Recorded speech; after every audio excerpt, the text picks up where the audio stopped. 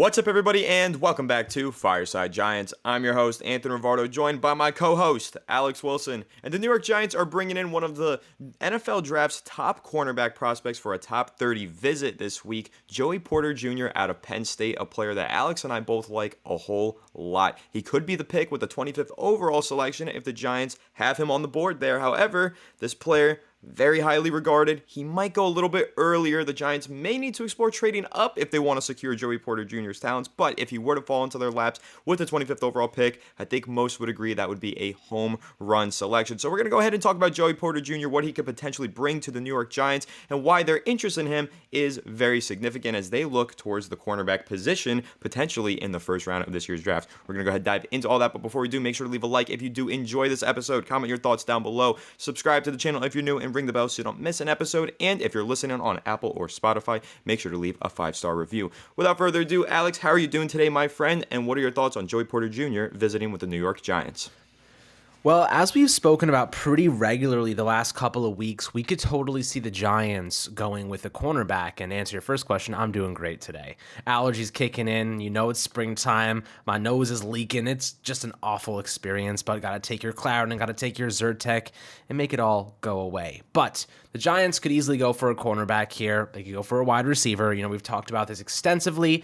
And if they went with a cornerback, I would be totally fine with that. And mainly because we don't have Adoree Jackson under contract beyond 2023. And it seems like they're not going to extend him or restructure his deal at all. So with that being said, we have nothing. We have nobody that's going to be a CB1 next year. And the Giants need to be thinking about that pretty realistically and saying to themselves, we need somebody who's going to fit our scheme. We need someone who's going to be an aggressive corner. And there's a lot of really good talent in this draft. I know some people don't like this guy or that guy. And I've seen some negative reviews about Emmanuel Forbes out of Mississippi. But he's a pretty solid player for what we do on defense. Specifically, he is a top man coverage corner in this draft class. He's lanky. He's kind of like smaller, like built like a stick, kind of like Cordell Flotty. But at the end of the day, he's very aggressive. He has like Marcus Peter instincts in the sense that he had 13 interceptions over the past 3 years, which is 4 more than any Power 5 cornerback since 2020. So when you're looking at Emmanuel Forbes, he kind of fits the bill for what Wink Martindale likes, but he would be a liability in the run game. Now, we are talking about Joey Porter here, and there's a lot to like about Joey Porter. The NFL thinks that he's going to be a good starter within 2 years. He ranked 9th in his total athletic score at the Combine, so he's pretty athletic. He's got a lot of really good qualities to his game. He is a football player by nature. It's in his blood. He's 6'2.5". That's really good size for a corner. He's tall. He's 193 pounds. He's got some size to him. This is a player who's going to be a good tackler. He's going to be aggressive. He's been really good for Penn State over the last couple years. He's a junior, going into the NFL. So there's a lot to like. He ran a 4.46, meaning he has the speed to keep up with most receivers in the NFL. Unless you're like Tyreek Hill or something like that where no one can catch you. He's got good enough speed to kind of, hold his own, and that only gets better over time. He's still very young, so I feel as though he has a lot of talent left to extract from his frame and from his just mental. 17 bench press reps, which is pretty good for a cornerback. That's a lot of bench press reps, so you like to see that as well. 35-inch vertical jump and 10-foot 9-inch broad jump. So you're looking at a player who has just really good qualities across the board. I think Joey Porter would be a really nice selection for the Giants. He's ascending. He's only getting better. And, he can play press man. He's really good against bigger receivers, cover 2. He can do it all for you. He can play zone, can play man. And you like that versatility because the Giants kind of had to change things up last year a lot. When they had the injuries at cornerback, they had to change into a zone scheme kind of in the playoffs. And it really hurt them. Wink Martindale couldn't really operate with his usual heavy man coverage system because we didn't have the players to get it done. We didn't have the talent. Adoree Jackson was out for some time. He comes back and does a good job, but we had a lot of guys we just couldn't rely on. Zion Gilbert, for God's sakes. I mean, come on. Nick McLeod, like, seriously, we really just did not have the level of talent we needed to hold up against better teams with better receivers.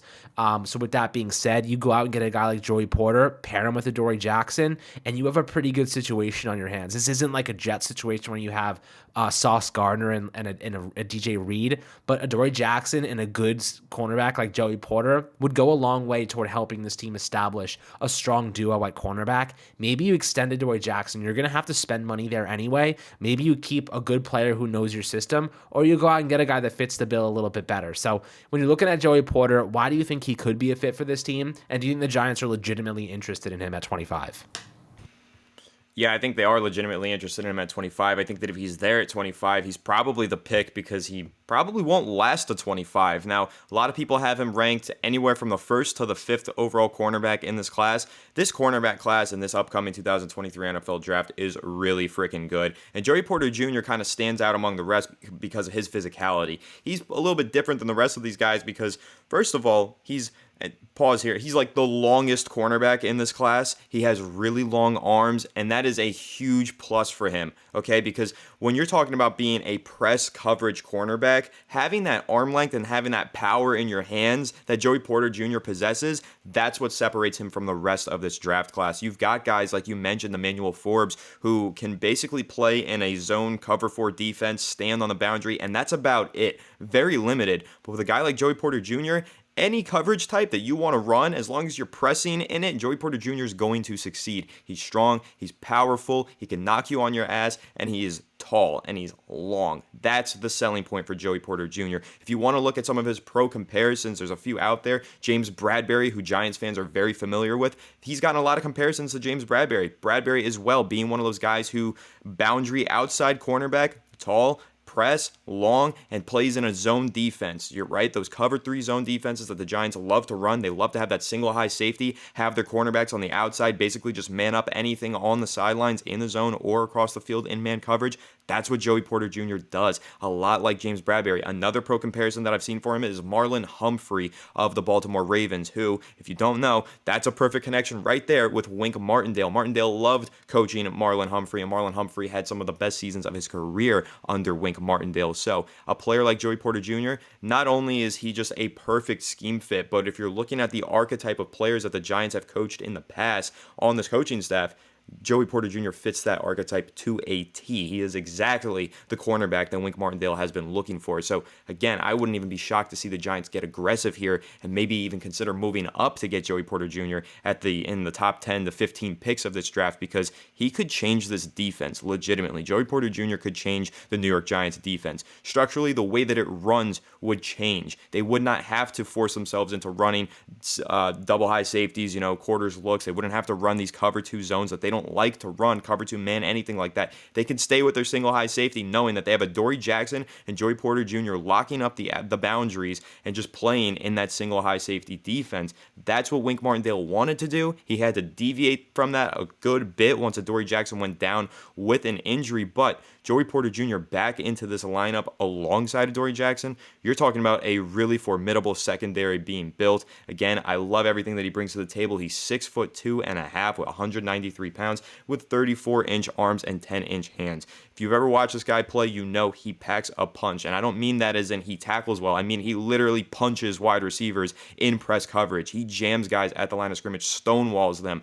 That's the selling point for Joey Porter Jr. That's what the New York Giants were missing last year. A cornerback that can legitimately disrupt a wide receiver in their release. Right off the line of scrimmage, just delete them from the play. Joey Porter Jr. has that ability, and he's young. He's got football in his blood, as you mentioned, Alex. His father, Joey Porter, was an all-pro linebacker with the Steelers. He also played for the Dolphins, I believe the Cardinals at another point, but he really made a name for himself with the Pittsburgh Steelers. Of course, Pittsburgh, Pennsylvania, Penn State, Joey Porter. We know that the Steelers are really interested in keeping this kid in the fold. The Steelers picking 18th overall. They might just go ahead and take the hometown kid in Joey Porter Jr. So again, that's where I want to take this conversation next, Alex. Is this a player that you would consider moving up for? Because if the New York Giants want to draft Joey Porter Jr., I think they're going to have to get out in front of the Pittsburgh Steelers. They're going to have to get in front of the 18th overall pick. So you're talking about trading from 25 probably to around 15, moving up 10 spots in the first round.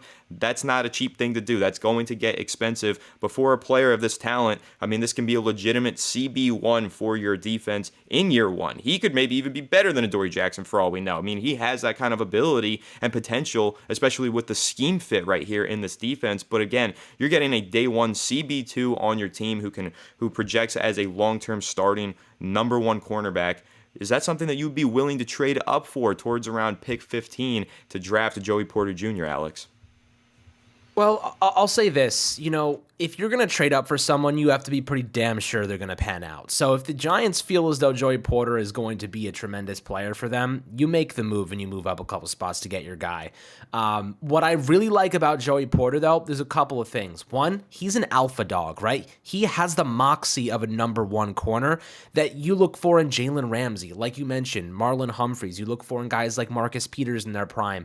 He's got that level of confidence and he just carries it with him. He's going to make plays for you. And let me throw out something a little bit more prevalent for this Giants team. We have to play the Philadelphia freaking Eagles twice a year, and we have to take on A.J. Brown twice a year.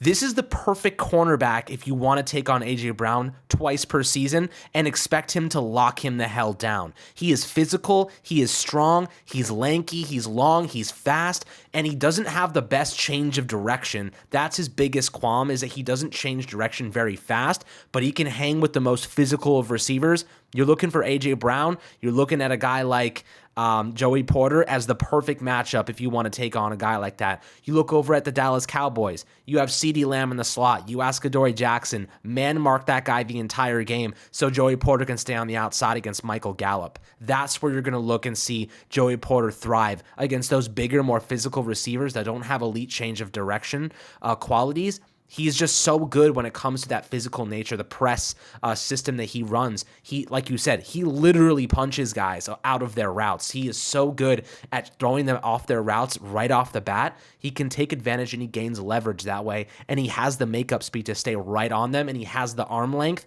to do a really good job in disrupting passes and really just working through the football. So when you're looking at Joey Porter and the type of receivers we have to face year in and year out in the NFC East, he fits the mold really well. Now, against a guy like Terry McLaurin, I think he would hold his own, but Terry McLaurin's an elite route runner with elite change of direction, so he may struggle a little bit against like that. He may grab a guy like Terry McLaurin a little bit too much, but that's a part of developing your game. That was a big negative when it came to Sauce Gardner. Everyone thought he was going to have a lot of penalties going into the NFL because he was a little bit grabby, and sometimes he wouldn't be able to catch up with the change of pace. That didn't end up being a problem for him at all. He took those negatives in stride and turned them into positives, and a lot of the issues that people thought he was going to have, he put those to bed in his rookie season, became an all-pro level player. So just because you have theoretical negatives or hypothetical negatives doesn't mean you're actually going to live up to those expectations. You may work really hard in the offseason and figure out a way. You may figure out how to read the routes pre-snap so that way you can give yourself a little bit more leverage. Joey Porter, he's really smart. He's really, really confident. He has the number one cornerback attitude. And if you're looking for a guy that can develop and take that big step forward from year one to year two, given Adoree Jackson ends up departing in 2024, you can expect Joey Porter to take that step forward and be your top gun and then bring in another CB2 on a much cheaper contract to fill his role this upcoming season. So there are a couple of cornerbacks that fit that mold. There's a couple of cornerbacks that would be tremendous for this Giants team, but Joey Porter is one of the better ones, and he's got the confidence, and the football is in his genes. They're in his genetics. He's going to be a good player in the right system, and the Giants have one of the best DB coaches in Jerome Henderson in football, so that's another point I wanted to throw into the mix there. He's got all the tools and all the support on this Giants team if he were to be drafted to become the best player he can possibly be, and that's where I would say you move up for a player if you think you can get the most. If you can get a Pro Bowl, all-pro level cornerback, you move up a couple spots to grab him because ultimately the draft is a crapshoot anyway. How many times have we moved up for guys or moved back for guys and it didn't pan out? Kadarius Toney, DeAndre Baker. Like, how many times have we gone in both directions and it doesn't pan out? Sometimes you got to trust your draft evaluations. You got to trust your coaching staff and go with a guy that loves football so much he's willing to do the work to be amazing. Just like Andrew Thomas said about Evan Neal today, the guy has the talent and the work ethic to become a great NFL player. That's the type of player you want in this locker room. That's the type of player you want on the field. And that's the type of player the Giants are going to be drafting in the first round on draft night. I think so too. I think they're going to be targeting players who fit the mold, who fit the culture, right? Have that right mindset that you just mentioned there. And I think Joey Porter Jr. is one of those players. I'm just thinking about what the Giants could do in the first round, kind of looking at some of these positions that they've been targeting. I mean, we've talked a lot, Alex, about the wide receiver position. The Giants are super interested in the likes of, say, Flowers, Jackson Smith-Njigba, Quentin Johnston, Jordan Addison. They have a huge interest in all of these first-round wide receivers. We haven't heard as much about them targeting first-round cornerbacks. And I think part of that might be because they know that most of them aren't going to last until the 25th overall pick, and the other half of that might be because they're blowing a little bit of smoke. I actually think that the Giants are really interested in these first-round cornerbacks because if you look at this draft board and you look at where the Giants are picking, it just makes so much sense. Look at the needs on this team, on this roster. There's a lot of wide receivers in the first round who really are round 2 grades, right? Like a lot of these draft analysts and a lot of these executives in the NFL, anonymous scouts, right? They keep saying like this wide receiver class, a bunch of these guys are going to go in the first round, but they're not first round talents. That is not the case with this cornerback class. There is at least 5 like first round talents in this cornerback class, arguably, and Joey Porter Jr. is absolutely one of them. Now, a lot of places have him ranked as the second corner, the third corner, fourth corner. Again, it's a really strong class. So if the Giants just go cornerback in the first round, they're very likely to get a really, really good player. And I think that when you're looking at Joey Porter Jr., what he brings to the team, it would be a home run pick based on the scheme fit. Again, you brought up Emmanuel Forbes. I'm not crazy about him, 166 pounds. I take him off my draft board personally, right? But also, he plays in a very specific system, and he has to be in a very specific scheme, in that cover 4 scheme that only like 9 to 10 teams in the NFL really run right now. Everyone runs that scheme that Joey Porter Jr. fits into, with a press cornerback on the outside and a cover 3. It's in everybody's defense, and the Giants just run it more than anybody. It's just the perfect scheme fit. Like, I fall in love with this pick. If it happens, I'm going to be over the moon about it. This might even be like my number 1 prospect fit for the New York Giants. However, I don't think that Joey Porter Jr. is going to be there, and I really would not be upset at all if they traded up to get Joey Porter Jr. In fact, I would be pretty ecstatic about it. I would be really excited to see them move up to land a guy like Joey Porter Jr., who has honestly all pro potential. I would even go that far to say that this could be a real lockdown cornerback in the Giants defense. It's just perfect scheme fit. So those are my thoughts on Joey Porter Jr., but we want to hear your thoughts on Joey Porter Jr. down below in the comment section. Is this the number 1 prospect that the New York Giants should be drafting? Should they be trading up to draft him? What are your thoughts on him? Let us know down below, and make sure to leave a like if you did enjoy this episode. Subscribe to the channel if you're new. Ring the bell so you don't miss an episode, and please, if you're listening on Apple or Spotify, leave us a 5-star review. We will catch you all in the next one. Have a good one, and let's go Giants.